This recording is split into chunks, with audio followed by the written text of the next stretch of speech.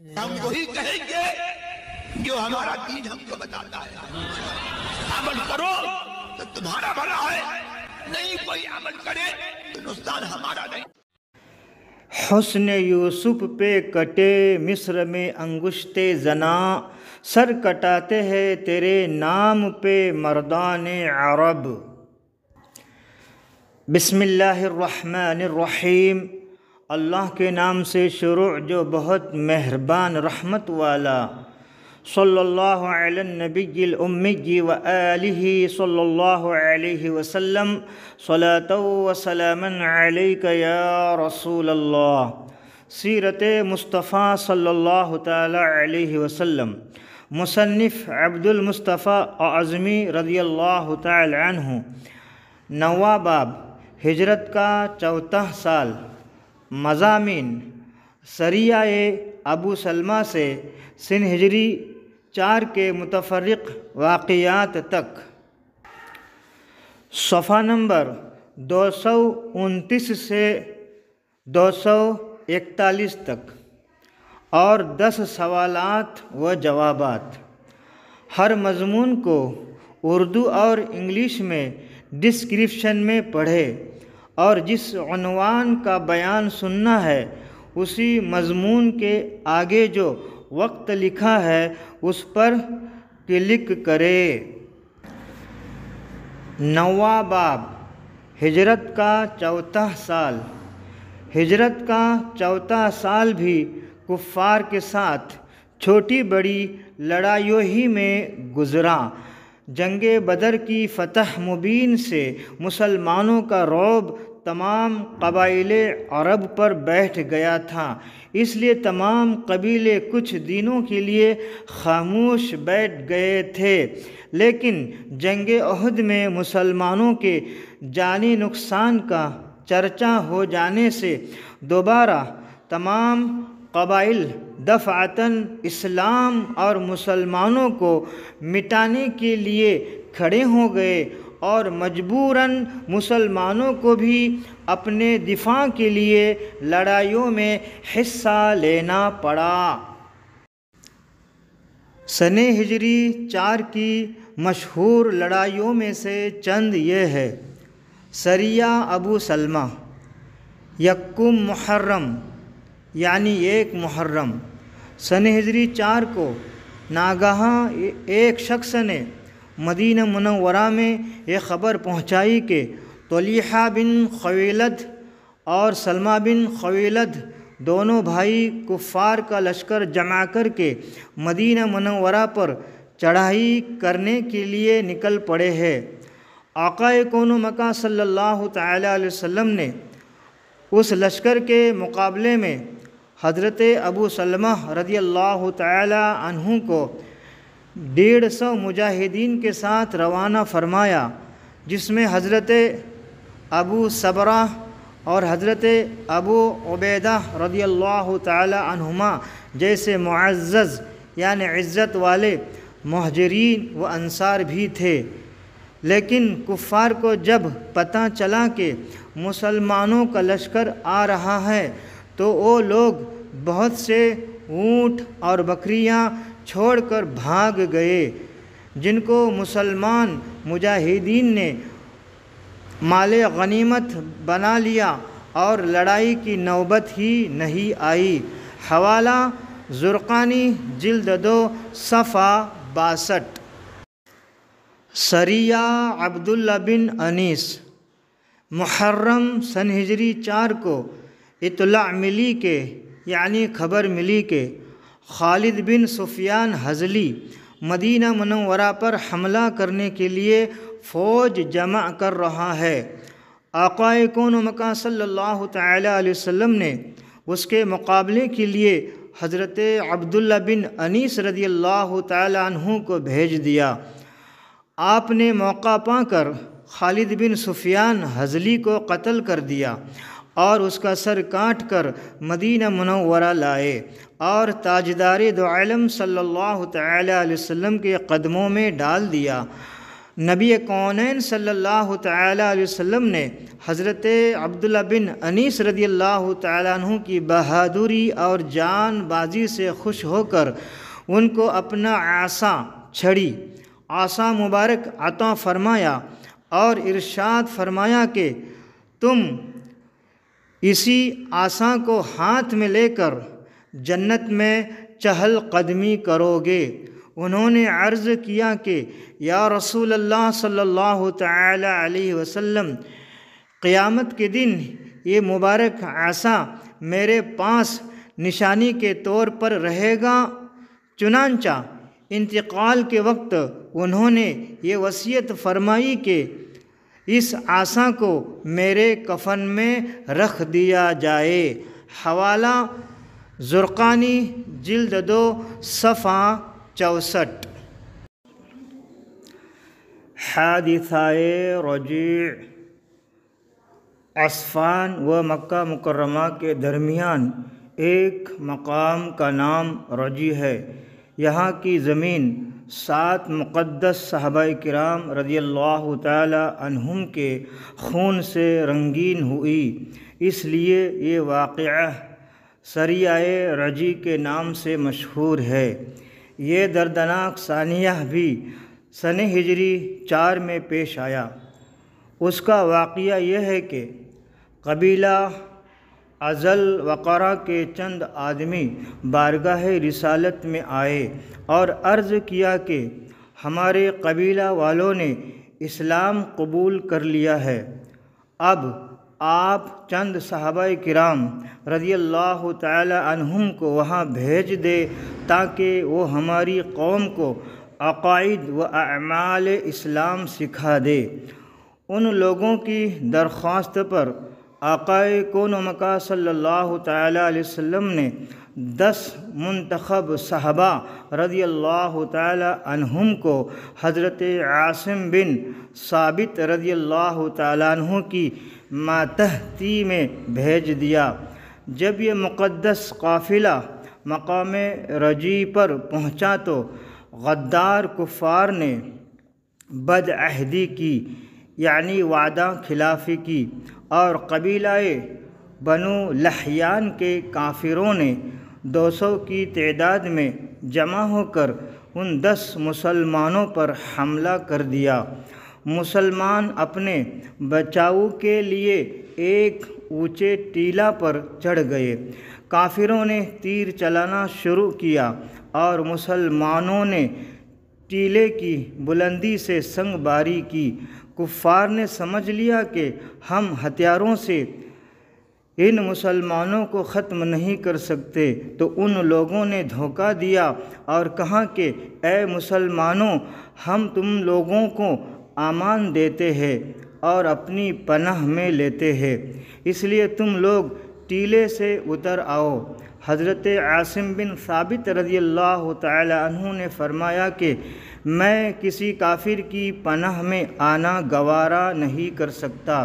یہ کہہ کر خدا سے دعا مانگی کہ یا اللہ، تو اپنے رسول کو ہمارے حال سے مطلع فرما دے، یعنی باخبر فرما دے۔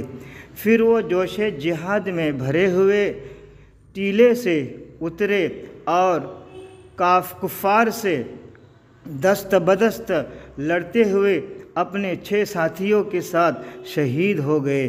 چونکہ حضرت عاصم رضی اللہ تعالی عنہ نے جنگ بدر کے دن بڑے بڑے کفار قریش کو قتل کیا تھا، اس لیے جب کفار مکہ کو حضرت عاصم رضی اللہ تعالی عنہ کی شہادت کا پتہ چلا تو کفار مکہ نے چند آدمیوں کو مقام رجیع میں بھیجا تاکہ ان کے بدن کا کوئی ایسا حصہ کاٹ کر لائے جس سے شناخت ہو جائے، یعنی پہچان ہو جائے کہ واقعی حضرت عاصم رضی اللہ تعالیٰ عنہ قتل ہو گئے ہیں۔ لیکن جب کفار آپ کی لاش کی تلاش میں اس مقام پر پہنچے تو اس شہید کی ایک کرامت دیکھی کہ لاکھوں کی تعداد میں شہد کی مکھیوں نے ان کی لاش کے پاس اس طرح گھیرا ڈال رکھا ہے کہ جس سے وہاں تک پہنچنا ہی ناممکن ہو گیا ہے، اس لیے کفار مکہ ناکام واپس چلے گئے۔ حوالہ زرقانی جلد 2 صفحہ 73 و بخاری شریف جلد 2 صفحہ 569۔ باقی 3 اشخاص حضرت خبیب و حضرت زید بن دثنہ و حضرت عبداللہ بن طارق رضی اللہ تعالی عنہم کفار کی پناہ پر اعتماد کرنے کے یعنی بھروسہ کرنے کے نتیجے اترے تو کفار نے بدعہدی کی یعنی وعدہ خلافی کی اور اپنی کمان کی تانتوں سے ان لوگوں کو باندھنا شروع کر دیا۔ یہ منظر دیکھ کر حضرت عبداللہ بن طارق رضی اللہ تعالیٰ عنہ نے فرمایا کہ یہ تم لوگوں کی پہلی بدعہدی ہے اور میرے لیے اپنے ساتھیوں کی طرح شہید ہو جانا بہتر ہے۔ چنانچہ وہ ان کافروں سے لڑتے ہوئے شہید ہو گئے۔ حوالہ بخاری شریف جلد 2 صفحہ 568 و زرقانی جلد 2 صفحہ 66۔ لیکن حضرت خبیب اور حضرت زید بن دثنہ رضی اللہ تعالیٰ عنہ کو کافروں نے باندھ دیا تھا، اس لیے یہ دونوں مجبور ہو گئے۔ ان دونوں کو کفار نے مکہ میں لے جا کر بیچ ڈالا۔ حضرت خبیب رضی اللہ تعالیٰ عنہ نے جنگ احد میں حارث بن عامر کو قتل کیا تھا، اس لیے اس کے لڑکوں نے ان کو خرید لیا تاکہ ان کو قتل کر کے باپ کے خون کا بدلہ لیا جائے، اور حضرت زید بن دثنہ رضی اللہ تعالیٰ عنہ کو امیہ کے بیٹے صفوان نے قتل کرنے کے ارادے سے خریدا۔ حضرت خبیب رضی اللہ تعالی عنہ کو کافروں نے چند دن قید میں رکھا۔ جب کفاروں نے قید میں جا کر دیکھا کہ حضرت خبیب رضی اللہ تعالی عنہ انگور کھا رہے ہیں جب کہ وہ انگور کا موسم نہیں تھا، انہوں نے حضرت خبیب رضی اللہ تعالیٰ عنہ سے پوچھا یہ انگور کہاں سے آئے؟ حضرت خبیب رضی اللہ تعالیٰ عنہ نے فرمایا اے کفارو، تم نے میرا کھانا بند کر دیا تو اللہ تعالیٰ نے مجھے غیب سے انگور کھلائے۔ پھر حدود حرم کے باہر لے جا کر سولی پر چڑھا کر قتل کر دیا۔ حضرت خبیب رضی اللہ تعالی عنہ نے قاتلوں سے 2 رکعت نماز پڑھنے کی اجازت طلب کی۔ قاتلوں نے اجازت دے دی۔ آپ نے بہت مختصر طور پر 2 رکعت نماز ادا فرمائی اور فرمایا کہ اے گروہ کفار، میرا دل تو یہی چاہتا تھا کہ دیر تک نماز پڑھتا رہوں کیونکہ یہ میری زندگی کی آخری نماز تھی، مگر مجھ کو یہ خیال آ گیا کہ کہیں تم لوگ یہ نہ سمجھ لو کہ میں موت سے ڈر رہا ہوں۔ کفار نے آپ کو سولی پر چڑھا دیا۔ اس وقت آپ نے یہ اشعار پڑھے: فَلَسْتُ أُبَالِي حِينَ أُقْتُلُ مُسْلِمًا عَلَىٰ أَيِّ شِقٍّ كَانَ اللَّهُ مَصْرَعًا۔ جب میں مسلمان ہو کر قتل کیا جا رہا ہوں تو مجھے کوئی پرواہ نہیں کہ میں کس پہلو پر قتل کیا جاؤں گا۔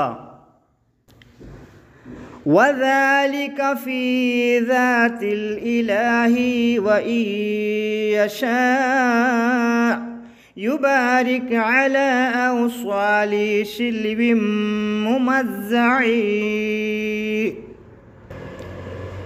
یہ سب کچھ خدا کے لیے ہے، اگر وہ چاہے گا تو میرے کٹے پٹے جسم کے ٹکڑوں پر برکت نازل فرمائے گا۔ حارث بن عامر کے لڑکے ابو سروعہ نے آپ کو قتل کیا، مگر خدا کی شان کہ یہی ابو سروعہ اور ان کے دونوں بھائی عقبہ اور حسجیر پھر بعد میں مشرف باسلام ہو کر صحابیت کے شرف و اعزاز سے سرفراز ہو گئے۔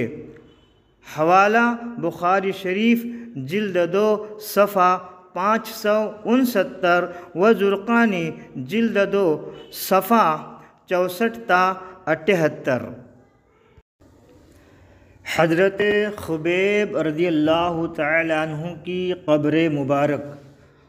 آقا کون و مکا صلی اللہ تعالی علیہ وسلم کو اللہ تعالی نے وحی کے ذریعہ حضرت خبیب رضی اللہ تعالی عنہ کی شہادت سے مطلع فرمایا، یعنی باخبر فرمایا۔ آقا کون و مکا صلی اللہ تعالی علیہ وسلم نے صحابہ کرام رضی اللہ تعالی عنہم سے فرمایا کہ جو شخص خبیب کی لاش کو سولی سے اتار لائے اس کے لیے جنت ہے۔ یہ بشارت سن کر حضرت زبیر بن العوام و حضرت مقداد بن الاسود یا مقداد بن الاسود رضی اللہ تعالی عنہما راتوں کو سفر کرتے اور دن کو چھپتے ہوئے مقام تنعیم میں حضرت خبیب رضی اللہ تعالیٰ عنہ کی سولی کے پاس پہنچے۔ 40 کفار سولی کے پہرہ دار بن کر سو رہے تھے۔ ان دونوں حضرات نے سولی سے لاش کو اتارا اور گھوڑے پر رکھ کر چل دیے۔ 40 دن گزر جانے کے باوجود لاش ترو و تازہ تھی اور زخموں سے تازہ خون ٹپک رہا تھا۔ اللہ تعالیٰ قرآن مجید میں ارشاد فرماتا ہے وَلَا تَقُولُوا لِمَنْ يُقْتَلُ فِي سَبِيلِ اللَّهِ أَمْوَاتٌ بَلْ أَحْيَاءٌ وَلَكِنْ لَا تَشْعُرُونَ۔ اور جو خدا کی راہ میں مارے جائے انہیں مردہ نہ کہو بلکہ وہ زندہ ہے، ہاں تمہیں خبر نہیں۔ پارہ دوسرا، سورہ دوسرا البقرہ، آیت نمبر 154، ترجمہ کنز الایمان۔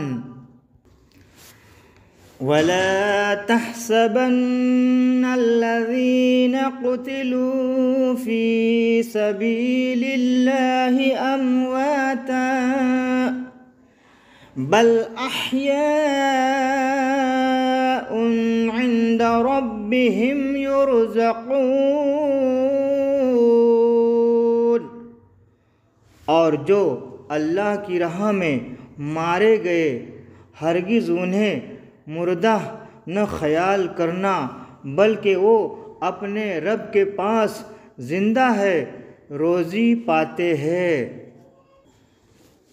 پارہ چوتھا، سورہ تیسرا آل عمران، آیت نمبر 169، ترجمہ کنز الایمان۔ صبح ان 40 کفاروں نے دیکھا کہ حضرت خبیب رضی اللہ تعالیٰ عنہ کی لاش یہاں سے غائب ہے، تو قریش کے 70 سوار تیز رفتار گھوڑوں پر تعاقب میں چل پڑے اور ان دونوں حضرات کے پاس پہنچ گئے۔ ان حضرات نے جب دیکھا کہ قریش کے سوار ہم کو گرفتار کر لے گے تو انہوں نے حضرت خبیب رضی اللہ تعالیٰ عنہ کی لاش مبارک کو گھوڑے سے اتار کر زمین پر رکھ دیا خدا کی شان کے ایک دم زمین پھٹ گئی اور لاش مبارک کو نکل گئی۔ زمین پھٹ گئی اور لاش مبارک کو نگل گئی، اور پھر زمین اس طرح برابر ہو گئی کہ پھٹنے کا نشان بھی باقی نہ رہا۔ یہی وجہ ہے کہ حضرت خبیب رضی اللہ تعالیٰ عنہ کا لقب بلیع الارض، جن کو زمین نگل گئی ہے۔ اس کے بعد ان حضرات رضی اللہ تعالیٰ عنہما نے کفار سے کہا کہ ہم 2 شیر ہیں جو اپنے جنگل میں جا رہے ہیں، اگر تم لوگوں سے ہو سکے تو ہمارا راستہ روک کر دیکھو، ہمارا راستہ روک کر دیکھو ورنہ اپنا راستہ لو۔ کفار نے ان حضرات کے پاس حضرت خبیب رضی اللہ تعالیٰ عنہ کی لاش نہیں دیکھی، اس لیے مکہ واپس چلے گئے۔ جب دونوں صحابہ کرام نے بارگاہ رسالت میں سارا ماجرا عرض کیا تو حضرت جبریل علیہ السلام بھی حاضر دربار تھے۔ انہوں نے عرض کیا کہ یا رسول اللہ صلی اللہ تعالیٰ علیہ وسلم، آپ کے ان دونوں یاروں کے اس کارنامہ پر ہم فرشتوں کی جماعت کو بھی فخر ہے۔ حوالہ مدارج النبوہ جلد 2 صفحہ 141۔ حضرت زید رضی اللہ تعالی عنہ کی شہادت۔ حضرت زید بن دثنہ رضی اللہ تعالی عنہ کے قتل کا تماشا دیکھنے کے لیے کفار قریش کثیر تعداد میں جمع ہو گئے، جن میں ابو سفیان بھی تھے۔ جب ان کو سولی پر چڑھا کر قاتل نے تلوار ہاتھ میں لی تو ابو سفیان نے کہا کہ کیوں اے زید، سچ کہنا، اگر اس وقت تمہاری جگہ محمد صلی اللہ تعالیٰ علیہ وسلم اس طرح قتل کیے جاتے تو کیا تم اس کو پسند کرتے؟ حضرت زید رضی اللہ تعالیٰ عنہ ابو سفیان کی اس طعنہ زنی کو سن کر تڑپ گئے اور جذبات سے بھری ہوئی آواز میں فرمایا کہ اے ابو سفیان، خدا کی قسم، میں اپنی جان کو قربان کر دینا عزیز سمجھتا ہوں، مگر میرے پیارے آقا صلی اللہ تعالیٰ علیہ وسلم کے مقدس پاؤں کے تلوے میں ایک کانٹا بھی چبھ جائے مجھے کبھی بھی یہ گوارا نہیں ہو سکتا۔ مجھے ہو ناز قسمت پر اگر نام محمد پر صلی اللہ تعالیٰ علیہ وسلم یہ سر کٹ جائے اور تیرا کفے پاؤں اس کو ٹھکرائے، یہ سب کچھ ہے گوارا پر یہ مجھ سے ہو نہیں سکتا، یہ سب کچھ ہے گوارا پر یہ مجھ سے ہو نہیں سکتا، کہ ان کے پاؤں کے تلوے میں ایک کانٹا بھی چبھ جائے، کہ ان کے پاؤں کے تلوے میں ایک کانٹا بھی چبھ جائے۔ صلی اللہ تعالیٰ علیہ وسلم ورضی اللہ تعالیٰ عنہ۔ یہ سن کر ابو سفیان نے کہا کہ میں نے بڑے بڑے محبت کرنے والوں کو دیکھا ہے، مگر محمد صلی اللہ تعالیٰ علیہ وسلم کے عاشقوں کی مثال نہیں مل سکتی۔ صفوان کے غلام نسطاس نے تلوار سے ان کی گردن اڑا دی، ان کو شہید کر دیا، ان کی گردن ماری، ان کو شہید کر دیا۔ حوالہ زرقانی جلد 2 صفحہ 73۔ صفوان کے غلام نسطاس نے ان کو شہید کر دیا۔ حوالہ زرقانی جلد 2 صفحہ 73۔ واقعہ بیر معونہ۔ ماہ صفر سنہ ہجری 4 میں بیر معونہ کا مشہور واقعہ پیش آیا۔ ابو برا عامر بن مالک جو اپنی بہادری کی وجہ سے ملاعب الاسنہ برچھیوں سے کھیلنے والا کہلاتا تھا، بارگاہ رسالت میں آیا اور آقا کون و مکان صلی اللہ تعالیٰ علیہ وسلم نے اس کو اسلام کی دعوت دی۔ اس نے نہ تو اسلام کو قبول کیا نہ اس سے کوئی نفرت ظاہر کی، بلکہ یہ درخواست کی کہ آپ اپنے چند منتخب صحابہ کو ہمارے دیار میں بھیج دیجئے، مجھے امید ہے کہ وہ لوگ اسلام کی دعوت قبول کر لیں گے۔ آقا کون و مکان صلی اللہ تعالیٰ علیہ وسلم نے فرمایا کہ مجھے نجد کے کفار کی طرف سے خطرہ ہے۔ ابو برا نے کہا کہ میں آپ کے اصحاب کی جان و مال کی حفاظت کا ضامن ہوں۔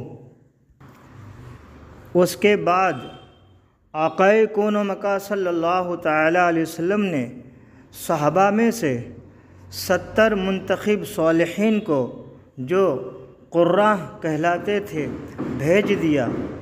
یہ حضرات جب مقام بیر معونہ پر پہنچے تو ٹھہر گئے اور صحابہ رضی اللہ تعالی عنہم کے قافلہ سالار حضرت حرام بن ملحان رضی اللہ تعالی عنہ آقا کون و مکان صلی اللہ تعالی علیہ وسلم کا خط لے کر عامر بن طفیل کے پاس اکیلے تشریف لے گئے، جو قبیلہ کا رئیس اور ابو برا کا بھتیجا تھا۔ اس نے خط کو پڑھا بھی نہیں اور ایک شخص کو اشارہ کر دیا، جس نے پیچھے سے حضرت حرام رضی اللہ تعالی عنہ کو نیزہ مار کر شہید کر دیا، اور آس پاس کے قبائل یعنی رعل و ذکوان و عصیہ و بنو لحیان وغیرہ کو جمع کر کے ایک لشکر تیار کر لیا اور صحابہ کرام پر حملہ کے لیے روانہ ہو گیا۔ حضرات صحابہ کرام رضی اللہ تعالی عنہم بیر معونہ کے پاس بہت دیر تک حضرت حرام رضی اللہ تعالی عنہ کی واپسی کا انتظار کرتے رہے، مگر جب بہت زیادہ دیر ہو گئی تو یہ لوگ آگے بڑھے۔ راستہ میں عامر بن طفیل کی فوج کا سامنا ہوا اور جنگ شروع ہو گئی۔ کفار نے حضرت عمرو بن امیہ ضمیری رضی اللہ تعالیٰ عنہ کے سوا تمام صحابہ کرام رضی اللہ تعالیٰ عنہم کو شہید کر دیا۔ انہی شہداء کرام میں حضرت عامر بن فہیرہ رضی اللہ تعالیٰ عنہ بھی تھے، جن کے بارے میں عامر بن طفیل کا بیان ہے کہ قتل ہونے کے بعد ان کی لاش بلند ہو کر آسمان تک پہنچی، پھر زمین پر آ گئی۔ اس کے بعد ان کی لاش تلاش کرنے پر بھی نہیں ملی، کیونکہ فرشتوں نے انہیں دفن کر دیا۔ حوالہ بخاری شریف جلد 2 صفحہ 587، باب غزوات الرجع۔ حضرت عمرو بن امیہ ضمیری رضی اللہ تعالیٰ عنہ کو عامر بن طفیل نے یہ کہہ کر چھوڑ دیا کہ میرے ماں نے ایک غلام آزاد کرنے کی منت مانی تھی، اس لیے میں تم کو آزاد کرتا ہوں۔ یہ کہا اور ان کی چوٹی کا بال کاٹ کر ان کو چھوڑ دیا۔ حضرت عمرو بن امیہ ضمیری رضی اللہ تعالی عنہ وہاں سے چل کر جب مقام قرقرہ میں آئے تو ایک درخت کے سائے میں ٹھہرے۔ وہی قبیلہ بنو کلاب کے 2 آدمی بھی ٹھہرے ہوئے تھے۔ جب وہ دونوں سو گئے تو حضرت عامر بن امیہ رضی اللہ تعالی عنہ نے ان دونوں کافروں کو قتل کر دیا، اور یہ سوچ کر دل میں خوش ہو رہے تھے کہ میں نے صحابہ کرام رضی اللہ تعالی عنہم کے خون کا بدلہ لے لیا ہے، مگر ان دونوں شخصوں کو آقائے کون و مکان صلی اللہ تعالی علیہ وسلم امان دے چکے تھے، جس کا حضرت عمرو بن امیہ رضی اللہ تعالی عنہ کو علم نہ تھا۔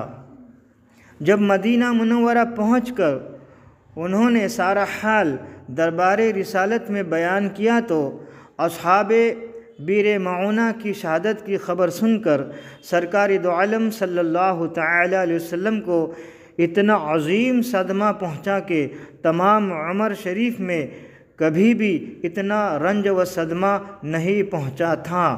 چنانچہ نبی کونین صلی اللہ تعالی علیہ وسلم مہینہ بھر تک قبائل رعل و ذکوان و عصیہ و بنو لحیان پر نماز فجر میں لعنت بھیجتے رہے، اور حضرت عمرو بن امیہ رضی اللہ تعالی عنہ نے جن 2 شخصوں کو قتل کر دیا تھا، نبی کونین صلی اللہ تعالی علیہ وسلم نے ان دونوں کے خون بہا ادا کرنے کا اعلان فرمایا۔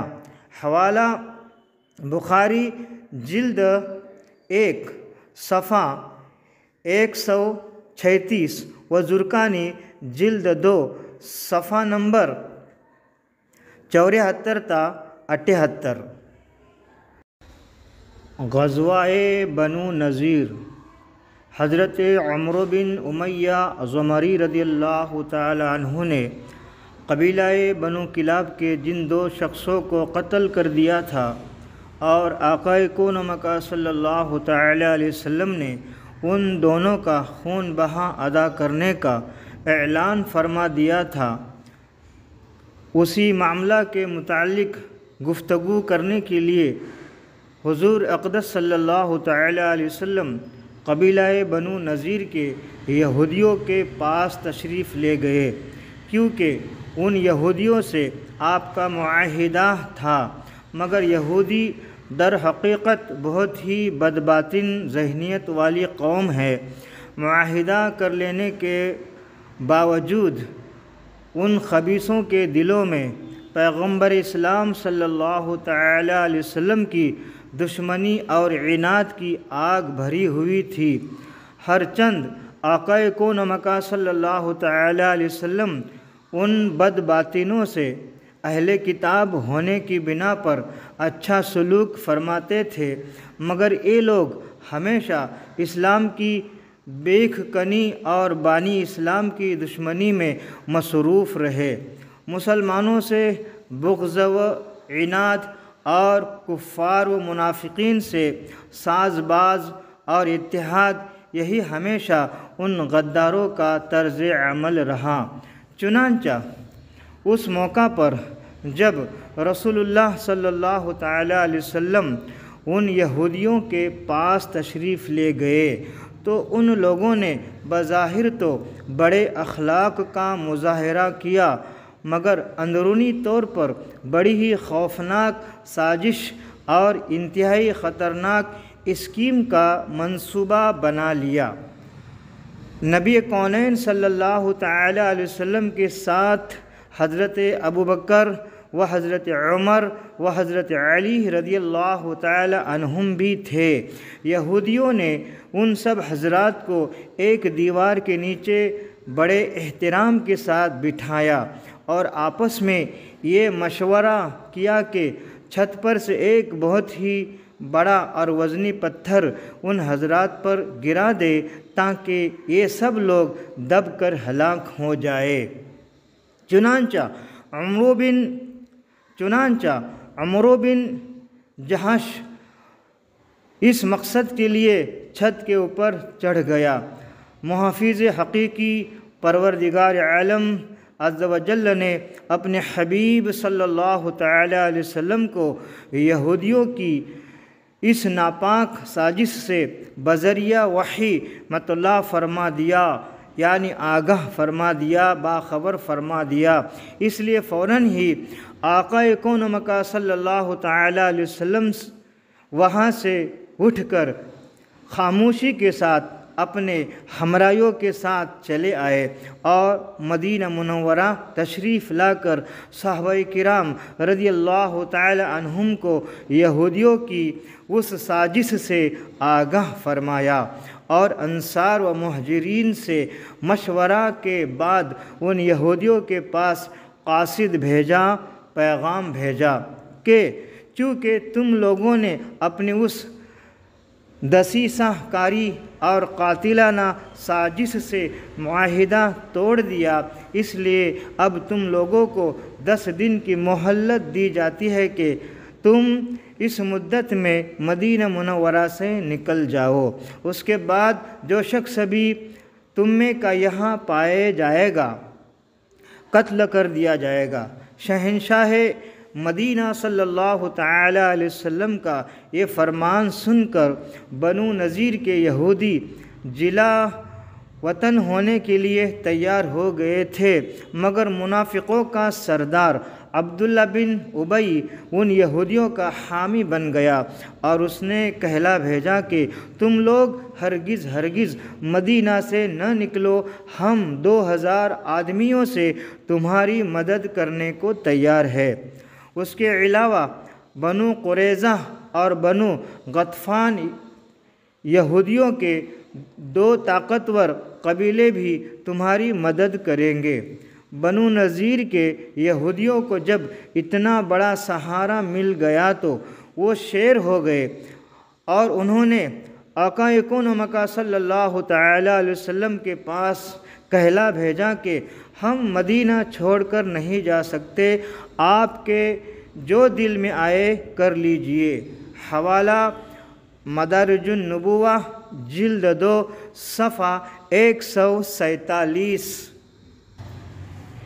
یہودیوں کے اس جواب کے بعد نبی کونین صلی اللہ تعالی علیہ وسلم نے مسجد نبوی کی امامت حضرت ابن مکتوم رضی اللہ تعالی عنہ کے سپرد فرما کر خود بنو نذیر کا قصد فرمایا اور ان یہودیوں کے قلعہ کا محاصرہ کر لیا۔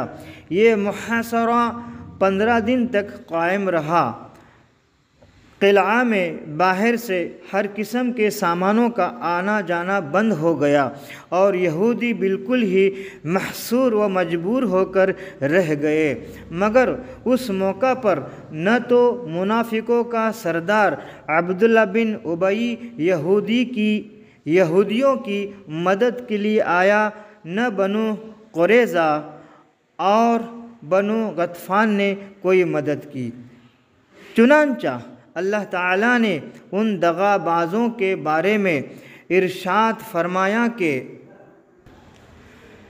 كَمَثَلِ الشَّيْطَانِ إِذْ قَالَ لِلْإِنسَانِ اكْفُرْ فَلَمَّا كَفَرَ قَالَ إِنِّي بَرِيءٌ مِّنكَ إِنِّي أَخَافُ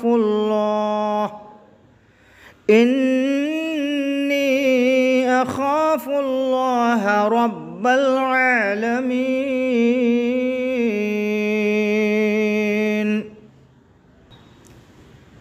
شیطان کی کہوت جب اس نے آدمی سے کہا کفر کر، پھر جب اس نے کفر کر لیا بولا میں تجھ سے الگ ہوں، میں اللہ سے ڈرتا ہوں جو سارے جہان کا رب۔ پارہ 28واں، سورہ 59، سورۃ الحشر، آیت نمبر 16، ترجمہ کنز الایمان۔ مصنف رحمۃ اللہ تعالی علیہ کا ترجمہ یہ ہے، ان لوگوں کی مثال شیطان جیسی ہے جب اس نے آدمی سے کہا کہ تو کفر کر، پھر جب اس نے کفر کیا تو بولا کہ میں تجھ سے الگ ہوں، میں اللہ سے ڈرتا ہوں جو سارے جہان کا پالنے والا ہے۔ یعنی جس طرح شیطان آدمی کو کفر پر ابھارتا ہے، لیکن جب آدمی شیطان کے ورغلانے سے کفر میں مبتلا ہو جاتا ہے تو شیطان چپکے سے کھسک کر پیچھے ہٹ جاتا ہے۔ اسی طرح منافقوں نے بنو نذیر کے یہودیوں کو شے دے کر دلیر بنا دیا اور اللہ کے حبیب صلی اللہ تعالی علیہ وسلم سے لڑا دیا، لیکن جب بنو نذیر کے یہودیوں کو جنگ کا سامنا ہوا تو منافق چھپ کر اپنے گھروں میں بیٹھ رہے۔ آقا کون و مکان صلی اللہ تعالی علیہ وسلم نے قلعہ کے محاصرہ کے ساتھ قلعہ کے آس پاس کھجوروں کے کچھ درختوں کو بھی کٹوا دیا، کیونکہ ممکن تھا کہ درختوں کے جھنڈ میں یہودی چھپ کر اسلامی لشکر پر چھاپا مارتے اور جنگ میں مسلمانوں کو دشواری ہو جاتی۔ ان درختوں کو کاٹنے کے بارے میں مسلمانوں کے دو گروہ ہو گئے۔ کچھ لوگوں کا یہ خیال تھا کہ یہ درخت نہ کاٹے جائے، کیونکہ فتح کے بعد یہ سب درخت مال غنیمت بن جائیں گے اور مسلمان ان سے نفع اٹھائیں گے، اور کچھ لوگوں کا ایک کہنا تھا کہ درختوں کے جھنڈ کو کاٹ کر صاف کر دینے سے یہودیوں کی کمین گاہوں کو برباد کرنا اور ان کو نقصان پہنچا کر غیظ و غضب میں ڈالنا مقصود ہے، لہٰذا ان درختوں کو کاٹ دینا ہی بہتر ہے۔ اس موقع پر سورہ حشر کی یہ آیت اتری، ما قطعتم من لینۃ او ترکتموها قائمۃ علی اصولها فبإذن اللہ وليخزي الفاسقین۔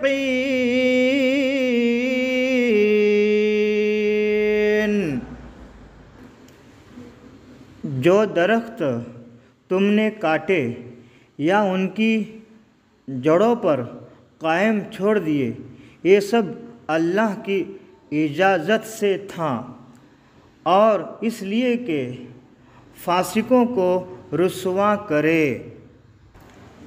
پارہ 28واں، سورہ 59، سورۃ الحشر، آیت نمبر 5، ترجمہ کنز الایمان۔ مصنف رحمۃ اللہ تعالی علیہ کا ترجمہ یہ ہے، جو درخت تم نے کاٹے یا جن کو ان کی جڑوں پر قائم چھوڑ دیے، یہ سب اللہ کے حکم سے تھا تاکہ خدا فاسقوں کو رسوا کرے۔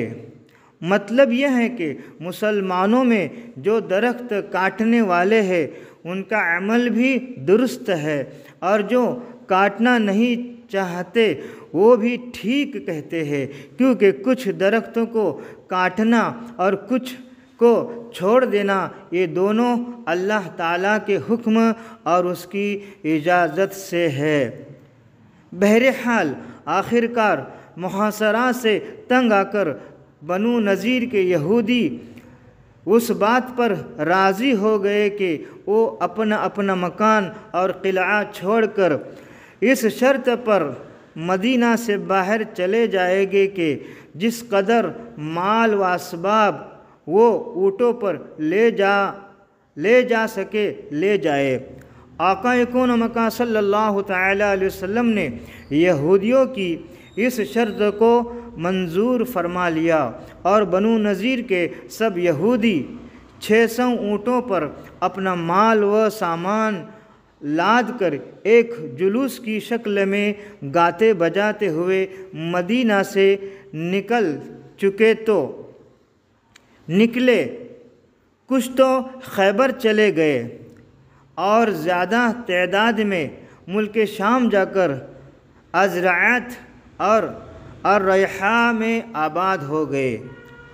ان لوگوں کے چلے جانے کے بعد ان کے گھروں کی مسلمانوں نے جب تلاشی لی تو 50 لوہے کی ٹوپیاں، 50 زرہے،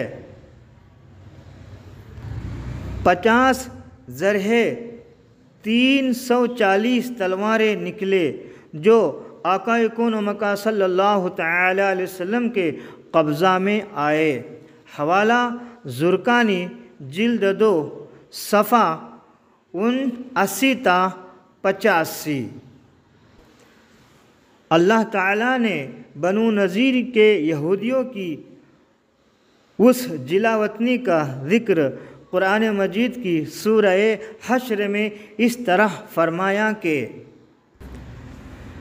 هو الله الذي أخرج الذين كفروا من أهل الكتاب من ديارهم لأول الحشر ما ظننتم أن يخرجوا وظنوا أنهم مانعتهم حصونهم من الله فأتاهم الله من حيث لم يحتسبوا وقذف في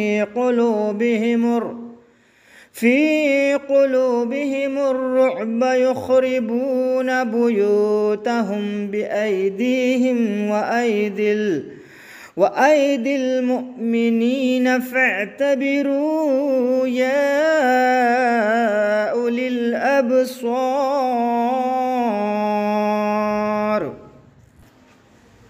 وہی ہے جس نے ان کافر کتابیوں کو ان کے گھروں سے نکالا،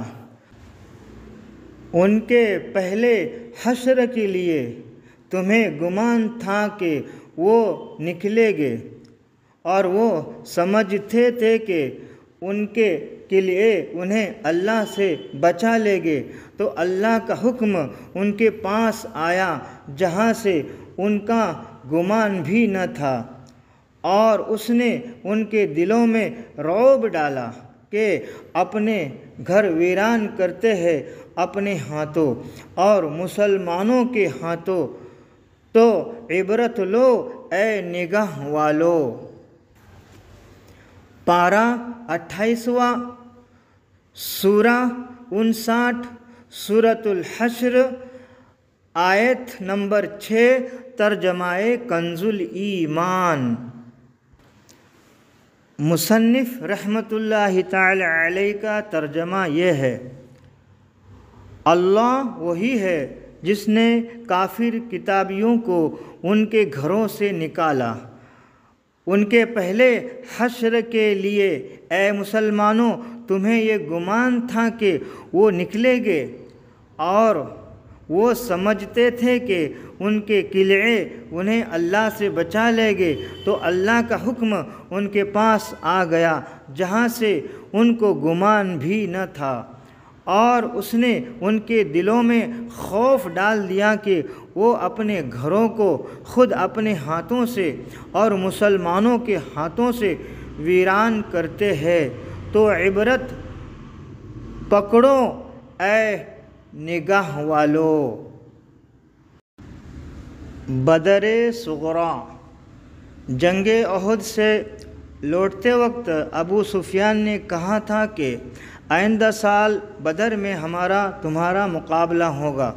چنانچہ شعبان یا ذوالقعدہ سن ہجری 4 میں آقا کون و مکہ صلی اللہ تعالی علیہ وسلم مدینہ منورہ کے نظم و نسق کا انتظام حضرت عبداللہ بن رواحہ رضی اللہ تعالی عنہ کے سپرد فرما کر لشکر کے ساتھ بدر میں تشریف لے گئے۔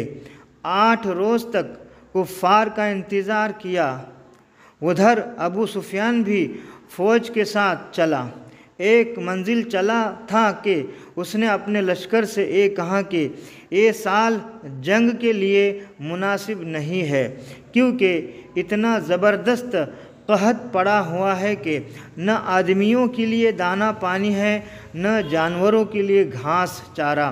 یہ کہہ کر ابو سفیان مکہ واپس چلا گیا۔ مسلمانوں کے پاس کچھ مال تجارت بھی ساتھ تھا۔ جب جنگ نہیں ہوئی تو مسلمانوں نے تجارت کر کے خوب نفع کمایا اور مدینہ منورہ واپس چلے آئے۔ حوالہ مدارج النبوہ جلد 2 صفحہ 151 وغیرہ۔ سن ہجری 4 کے متفرق واقعات۔ نمبر 1، اسی سال غزوہ بنو نذیر کے بعد جب انصار نے کہا کہ یا رسول اللہ صلی اللہ تعالی علیہ وسلم، بنو نذیر کے جو اموال غنیمت میں ملے ہیں وہ سب آپ یا رسول اللہ صلی اللہ تعالی علیہ وسلم ہمارے مہاجر بھائیوں کو دے دیجئے، ہم اس میں سے کسی چیز کے طلبگار نہیں ہے۔ تو آقا کون مکہ صلی اللہ تعالی علیہ وسلم نے خوش ہو کر یہ دعا فرمائی کہ اللہم ارحم الانصار وابناء الانصار وابناء ابناء الانصار۔ اے اللہ عز و جل، انصار پر اور انصار کے بیٹوں پر اور انصار کے بیٹوں پر رحم فرما۔ حوالہ مدارج النبوہ جلد 2 صفحہ 148۔ نمبر 2، اسی سال آقا کون مکہ صلی اللہ تعالی علیہ وسلم کے نواسے حضرت عبداللہ بن عثمان رضی اللہ تعالی عنہما کی آنکھ میں ایک مرغ نے چونچ مار دی، جس کے صدمے سے وہ 2 رات تڑپ کر وصال پا گئے۔ حوالہ مدارج النبوہ جلد 2 صفحہ 150۔ نمبر 3، اسی سال آقا کون مکہ صلی اللہ تعالی علیہ وسلم کی زوجہ مطہرہ حضرت بی بی زینب بنت خزیمہ رضی اللہ تعالی عنہ کا وصال مبارک ہوا۔ حوالہ مدارج النبوہ جلد 2 صفحہ 150۔ نمبر 4، اسی سال آقا کون مکہ صلی اللہ تعالی علیہ وسلم نے حضرت ام المؤمنین بی بی ام سلمہ رضی اللہ تعالی عنہا سے نکاح فرمایا۔ حوالہ مدارج النبوہ جلد 2 صفحہ 150۔ نمبر 5، اسی سال حضرت علی رضی اللہ تعالی عنہ کی والدہ ماجدہ حضرت بی بی فاطمہ بنت اسد رضی اللہ تعالی عنہ نے وصال فرمایا۔ آقا کون مکہ صلی اللہ تعالی علیہ وسلم نے اپنا مقدس پیرہن ان کے کفن کے لیے عطا فرمایا اور ان کی قبر میں اتر کر ان کی میت کو اپنے دست مبارک سے قبر میں اتارا اور فرمایا کہ فاطمہ بنت اسد کے سوا کوئی شخص بھی قبر کے دبوچنے سے نہیں بچا ہے۔ حضرت عمر بن عبدالعزیز رضی اللہ تعالی عنہ سے روایت ہے کہ صرف 5 ہی میت ایسی خوش نصیب ہوئی ہے جن کی قبر میں آقا کون مکہ صلی اللہ تعالی علیہ وسلم خود اترے۔ اول حضرت بی بی خدیجہ، دوم حضرت بی بی خدیجہ کا ایک لڑکا، سوم عبداللہ مزنی جن کا لقب ذوالبجادین ہے، چہرم حضرت بی بی عائشہ کی ماں حضرت ام رومان، پنجم حضرت فاطمہ بنت اسد حضرت علی رضی اللہ تعالی عنہ کی والدہ رضی اللہ تعالی عنہم اجمعین۔ حوالہ مدارج النبوہ جلد 2 صفحہ 150۔ نمبر 6، اسی سال 4 شعبان سن ہجری 4 کو حضرت امام حسین رضی اللہ تعالی عنہ کی پیدائش ہوئی۔ حوالہ مدارج النبوہ جلد 2 صفحہ 151۔ نمبر 7، اسی سال ایک یہودی نے ایک یہودی کی عورت کے ساتھ زنا کیا اور یہودیوں نے یہ مقدمہ بارگاہ نبوت میں پیش کیا تو آقا کون و مکہ صلی اللہ تعالی علیہ وسلم نے تورات و قرآن دونوں کتابوں کے فرمان سے اس کو سنسار کرنے کا فیصلہ فرمایا۔ حوالہ مدارج النبوہ جلد 2 صفحہ 152۔ نمبر 8، اسی سال طمع بن ابیرک نے جو مسلمان تھا چوری کی تو آقا کون و مکہ صلی اللہ تعالی علیہ وسلم نے قرآن کے حکم سے اس کا ہاتھ کاٹنے کا حکم فرمایا۔ اس پر وہ بھاگ نکلا اور مکہ چلا گیا۔ وہاں بھی اس نے چوری کی، اہل مکہ نے اس کو قتل کر ڈالا یا اس پر دیوار گر پڑی اور وہ مر گیا، دریا میں پھینک دیا گیا۔ ایک قول یہ بھی ہے کہ وہ مرتد ہو گیا تھا۔ حوالہ مدارج النبوہ جلد 2 صفحہ 153۔ نمبر 9، بعض مورخین کے نزدیک شراب کی حرمت کا حکم بھی اسی سال نازل ہوا، اور بعض کے نزدیک سن ہجری 6 میں، اور بعض نے کہا کہ سن ہجری 8 میں شراب حرام کی گئی۔ حوالہ مدارج النبوہ جلد 2 صفحہ 153۔ سوالات نواں باب۔ سوال نمبر 1، سن ہجری 4 کی مشہور لڑائیاں کون کون سی ہے؟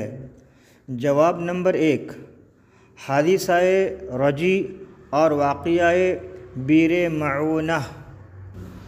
سوال نمبر 2، حادثہ رجی سے کیا مراد ہے؟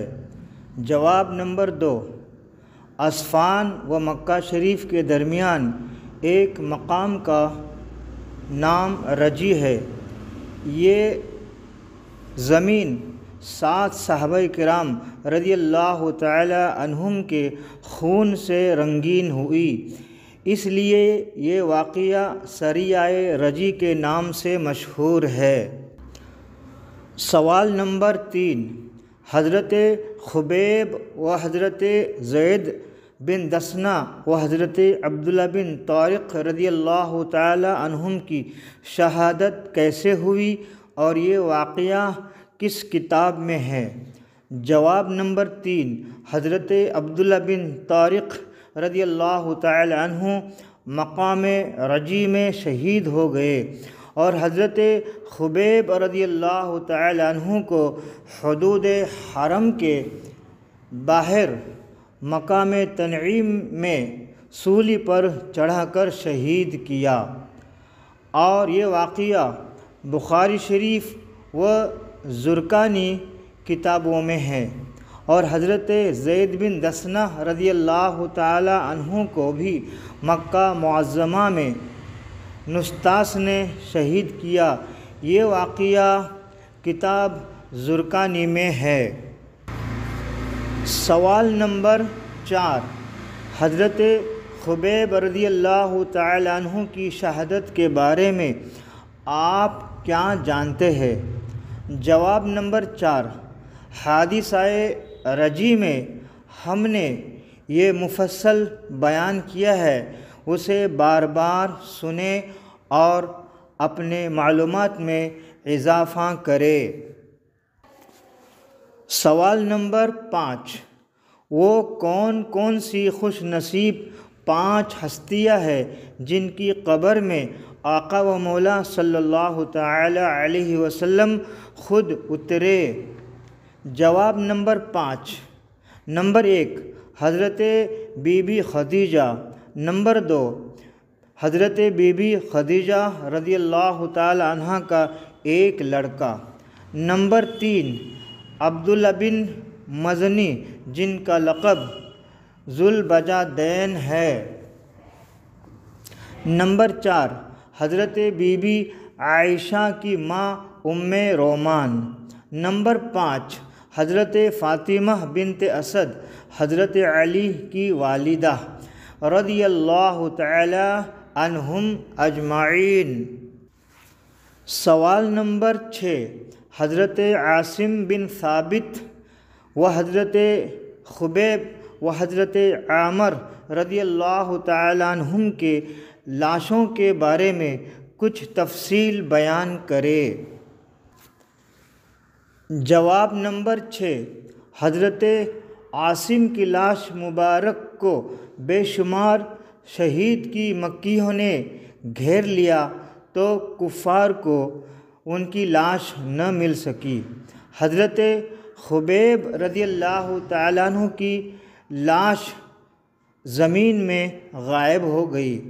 حضرت عامر کی لاش مبارک کو فرشتوں نے دفن کیا، جس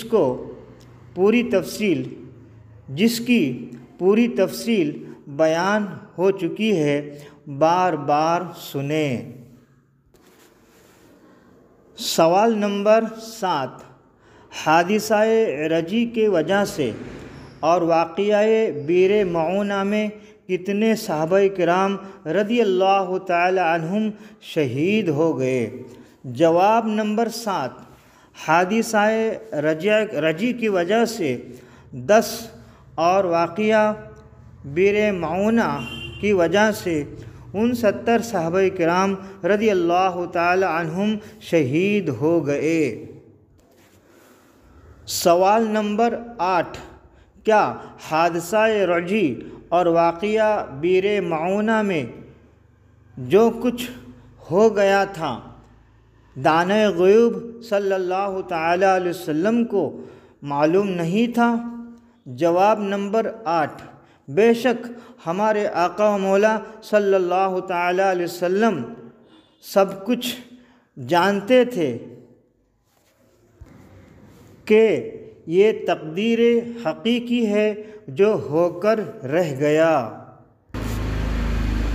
سوال نمبر 9 آقائے کون و مکان صلی اللہ تعالی علیہ وسلم کے نواسے حضرت عبداللہ بن عثمان رضی اللہ تعالی عنہما کی آنکھوں میں مرغ نے چونچ ماری، اس کی وجہ سے وہ وصال فرما گئے، تو کیا حضرت قتادہ رضی اللہ تعالی عنہ کی آنکھ آقائے کون و مکان صلی اللہ تعالی علیہ وسلم کے لعاب مبارک یعنی تھوک مبارک سے ٹھیک ہو گئی، پھر اپنے نواسے عبداللہ بن عثمان رضی اللہ تعالیٰ عنہ کے آنکھ کا علاج کیوں نہیں کیا؟ جواب نمبر 9 یہ بھی تقدیر حقیقی ہے جو ہو گیا۔ سوال نمبر 10 شراب کی حرمت کا حکم کب نازل ہوا؟ جواب نمبر 10 سن ہجری 6 یا سن ہجری 8 میں شراب حرام ہو گئی۔ اے رضا ہر کام کا ایک وقت ہے، دل کو بھی آرام ہو ہی جائے گا۔